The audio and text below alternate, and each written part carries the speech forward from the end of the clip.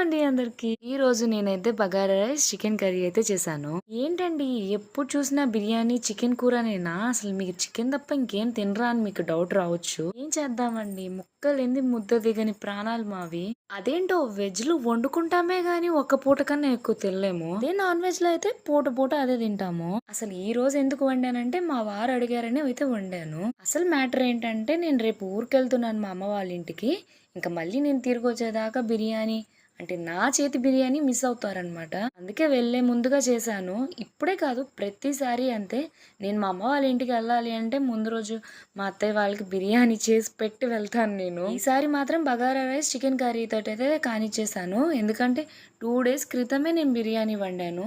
ఇక మళ్ళీ అదే బిర్యానీ అంటే బోర్ కొట్టేస్తదని బగారా రైస్ అయితే వండాను. ఇక మా హస్బెండ్ మాత్రం పులుసు ఉండొద్దు, గ్రేవీ కొంచెమే ఉండాలి అన్నారు. అయితే టేస్ట్ మాత్రం మామూలుగా లేదు. ఒకసారి